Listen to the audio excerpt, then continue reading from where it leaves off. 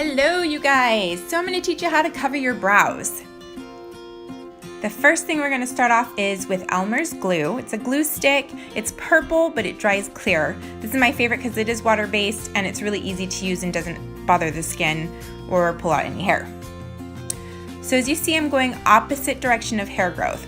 The reason I do this is we're trying to get the glue on both sides of the hair so we can lay it down as flat as possible.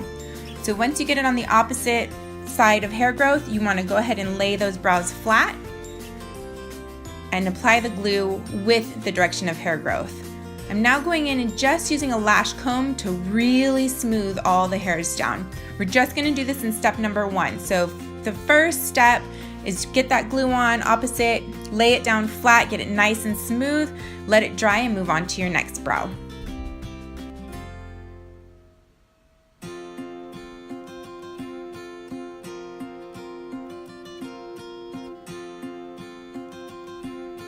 You want to make sure that you're using enough pressure, not too hard of pressure where you're really tugging at the skin, but you want to kind of get everything nice and flat and get that glue really nice and soft and easy to move around. So use a little bit of pressure while you're applying the glue with your spatula.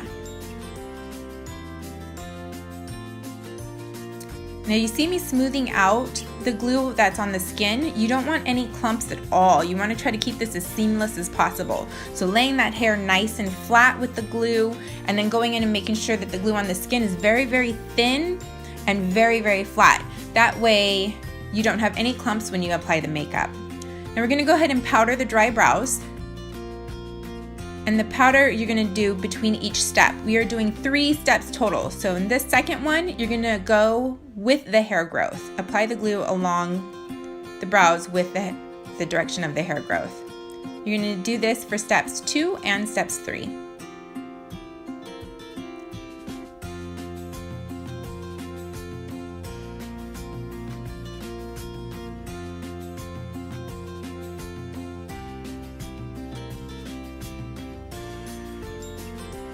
And while that dries, you're going to move on to the second brow.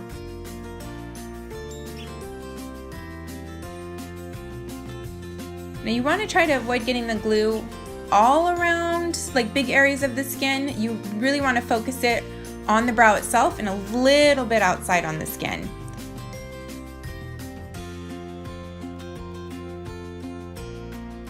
And make sure you powder between each step. This is really going to lock that glue in place and get your brows ready for being painted on top.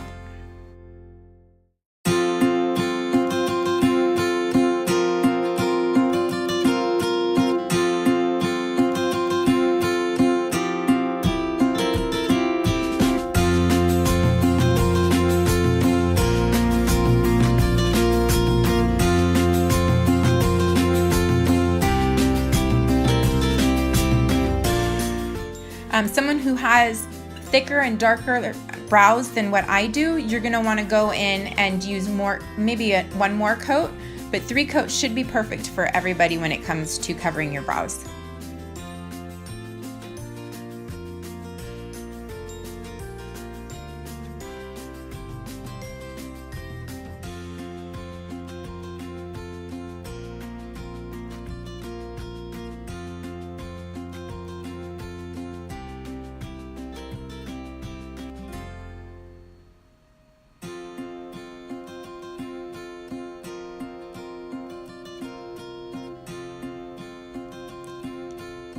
All right, final powder. And next we're gonna get into color.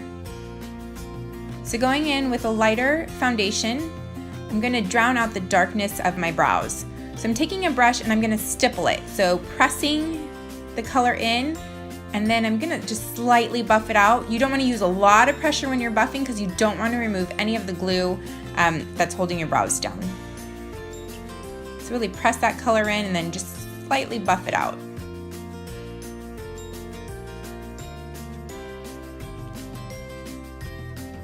Next, I'm going to go in with a little bit darker of a foundation color just to give it more of a skin tone.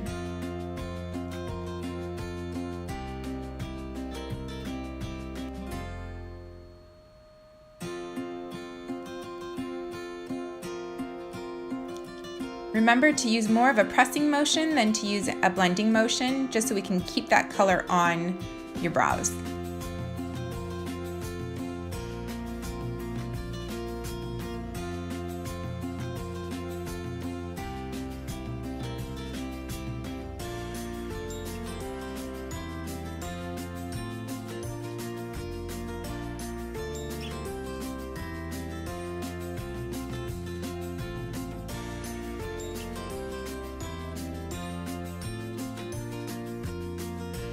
All right, so now we're gonna go ahead and powder our brows. And the last and final step after powdering is to go ahead and apply your foundation color all over your face.